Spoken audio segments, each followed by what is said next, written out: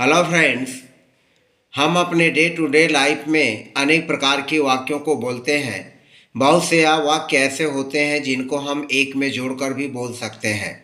इस वीडियो के माध्यम से हमने बीइंग का प्रयोग करके सेंटेंस कॉम्बिनेशन के बारे में चर्चा किया है। अर्थात बीइंग का यूज़ सेंटेंस कॉम्बिनेशन में भी किया जाता है, वाक्यों को जोड़ने में भी किया जाता है। जब हम बीइंग का प्रयोग करके वाक्यों को जोड़ते हैं तो इस प्रकार के वाक्यों में एक पार्ट एक होता है जो कि रीज़न बताता है, कारण बताता है, यानी वह बैकग्राउंड की बात करता है। पार्ट दो जो होता है वो मेन रिजल्ट होता है, यानी उस कारण का रिजल्ट क्या हुआ, उस कारण का परिणाम क्या हुआ, उसके बारे में हमें बताता है।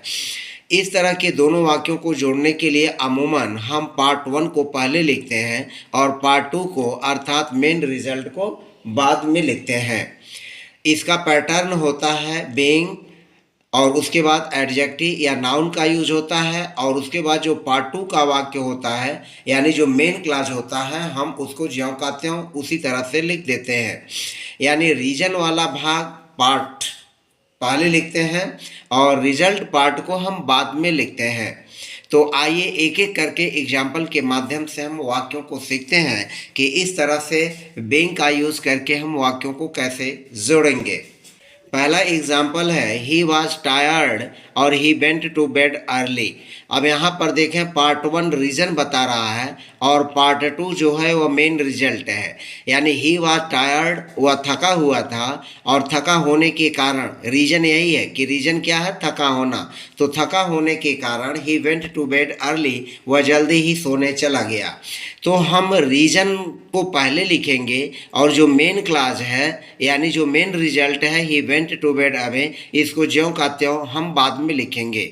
इन दोनों वाक्यों को अगर देखें तो पहले वाक्य का भी सब्जेक्ट ही है और दूसरे वाक्य का भी सब्जेक्ट ही है। तो इस तरह के वाक्यों जोड़ने में अमूमन सब्जेक्ट एक ही होता है और उसके बाद जो रीजन वाला भाग होता है उसमें वर्ब टू बी का यूज़ होता है। जैसे यहाँ वाज है तो he was tired he went to bed early. तो ही वाज को पार्ट वन में से हटा देंगे और इसकी जगह हम यूज़ करेंगे बीइंग। तो यहाँ हो जाएगा बीइंग और बीइंग के बाद जो एडजेक्टिव है टायर्ड उसको लिख लेंगे तो ये एडजेक्टिव हो गया। तो बीइंग टायर्ड और उसके बाद यहाँ पर कामा का यूज कर लेंगे और जो यह सेकेंड पार्ट का वाक्य है उसको ज्यों का त्यों लिख देंगे। तो being tired he went to bed early, he went to bed early. यहाँ बीइंग का मतलब हो जाएगा के कारण, थका होने के कारण या थका होने के नाते या थका हुआ होने की वजह से ही वेंट टू बेड अर्ली, वह जल्दी ही सोने चला गया। दूसरा वाक्य है she was honest everyone trusted her. अब यहाँ पर देखा है पहले वाक्य का कर्ता शी है और दूसरे वाक्य का कर्ता एवरीवन है, लेकिन शी का संबंध यहाँ दूसरे वाक्य के हर से है तो इसलिए हम शी वाज को हटा देंगे। यहाँ भी वर्ब टू बी का यूज है तो शी वाज को हटाएंगे तो यहाँ पर लिखेंगे बीइंग और यहाँ पर एडजेक्टिव का यूज है ऑनेस्ट।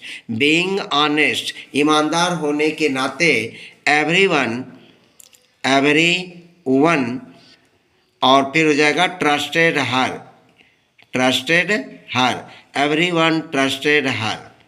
अब यहाँ हर का संबंध शी से है तो यह वाक्य क्लियर होता है कि बीइंग ऑनेस्ट, ईमानदार होने के कारण एवरीवन ट्रस्टेड हर, यानी किस पर हर, यानी शी पर। तो एवरीवन ट्रस्टेड हर, सबने उस पर विश्वास किया। तीसरा वाक्य he is poor he can not by a car. वह गरीब है इसलिए वह कार नहीं खरीद सकता। इस वाक्य का भी सब्जेक्ट ही है और इस वाक्य का भी सब्जेक्ट ही है और वह क्या है, गरीब है। गरीब होने का रिजल्ट क्या हुआ, परिणाम क्या हो रहा है कि वह कार नहीं खरीद सकता। तो ही इसको हटा करके बीइंग कर देंगे। बीइंग पुअर जो है एडजेक्टिव है तो बीइंग पुअर, गरीब होने के नाते he can not by a car, he can't by a car. Being poor he can't by a car, गरीब होने के नाते वह कार नहीं खरीद सकता। चौथा वाक्य है they were poor they could not afford fees. वे गरीब थे और इसलिए वे फीस को वहन न कर पाए, यानी फीस का वहन न कर सके। तो रीजन है और रीजन का रिजल्ट क्या है कि फीस न दे पाना, यह परिणाम है। तो दे कुड नॉट अफोर्ड फीस, हम इसे ज्यों का त्यों रखेंगे और दे वर को हटा देंगे क्योंकि इन दोनों वाक्यों का सब्जेक्ट दे है। तो दे वर को हटाएंगे तो लिखेंगे बीइंग।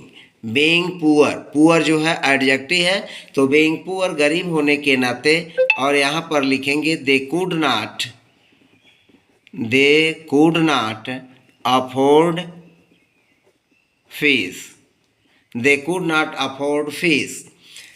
पांचवा वाक्य है they were late, they missed the train, उन्होंने ट्रेन को मिस क्यों किया, ट्रेन उनसे क्यों छूटी, क्योंकि वे लेट थे, तो यह रीजन है। तो दे दोनों वाक्यों का सब्जेक्ट दे है, यहाँ दे वर को हटा देंगे और यहाँ पर लिख लेंगे being late they missed the train. छठा वाक्य है I am hungry I can not go outside, मैं भूखा हूँ इसलिए मैं बाहर नहीं जा सकता। तो भूखा होने का रिजल्ट क्या है, रिजल्ट यह है कि हम बाहर नहीं जा सकते। दोनों वाक्यों का सब्जेक्ट आई है, तो यहाँ पर आई एम को हटा देंगे क्योंकि एम भी वर्ब टू बी है, तो यह हो जाएगा being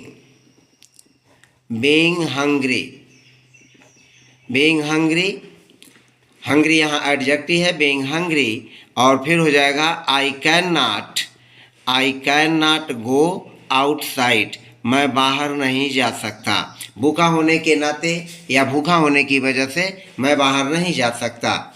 she was the captain she led the team, वह चूँकि कैप्टन थी इसलिए उसने टीम का नेतृत्व किया। तो यहाँ पर शी और यहाँ पर शी, दोनों वाक्यों का सब्जेक्ट शी और यहाँ वर्ब टू बी के रूप में वाज है, तो यहाँ पर शी वाज को हटा देंगे और ये बनेगा बीइंग द कैप्टन, और कैप्टन के बाद कामा लगा लेंगे, उसके बाद हो जाएगा शी लेड द टीम, उसने टीम का नेतृत्व किया, she led the team. Being the captain she led the team. आठवां वाक्य है he was a doctor he knew how to control the emergency, he was a doctor, तो दोनों वाक्यों का सब्जेक्ट ही है और ही वॉज को हटा करके यहाँ पर बीइंग कर देंगे, बीइंग अ डॉक्टर। अब यहाँ पर अ डॉक्टर जो है यह नाउन है, तो बीइंग अ डॉक्टर, एक डॉक्टर होने के नाते ही न्यू, दूसरे वाक्य को उसी तरह से लिख देंगे he knew how to control the emergency, being a doctor he knew how to control the emergency, the emergency example के रूप में लिखा है। जैसे देखें बीइंग बिजी, व्यस्त होने के नाते, आई कुड नॉट आंसर, मैं उत्तर न दे सका। फिर बीइंग सिक, बीमार होने की वजह से, यू कुड नॉट ट्रेवल, तुम यात्रा न कर सके। बीइंग न्यू हियर, यहाँ नए होने के कारण, ही आस्क्ड फॉर डायरेक्शंस, उसने दिशा के बारे में जांच पड़ताल की, यानी दिशा के बारे में उसने पूछा। चौथा वाक्य बीइंग एक्साइटेड, उत्तेजित होने के कारण, द चिल्ड्रेन स्टार्टेड शाउटिंग, बच्चों ने चिल्लाना शुरू कर दिया। पांचवा है being a stormy night they did not go outside, being a stormy night यानी आंधी तूफान वाली रात होने की वजह से या के कारण, they did not go outside, वे बाहर नहीं गए। तो इन सभी वाक्यों में भी देखिए पहला पार्ट रीजन बता रहा है और उस रीजन का रिजल्ट क्या है, यानी जो मेन क्लास है, मेन सेंटेंस है, वह बता रहा है रिजल्ट के बारे में। अब दो वाक्य आपके लिए हैं, they were ill they did not stand up, और दूसरा है we are in the room we did not listen. तो इन दोनों वाक्यों को जोड़ करके आप कमेंट बॉक्स में बताइए। यदि आपको यह वीडियो पसंद आया तो वीडियो को लाइक करें, चैनल को सब्सक्राइब कर दें अगर नए हैं तो, और प्रेस बेल आइकन कर दें ताकि आपको मेरे वीडियोज़ के नोटिफिकेशंस मिलते रहें। मिलते हैं नेक्स्ट वीडियो में, धन्यवाद।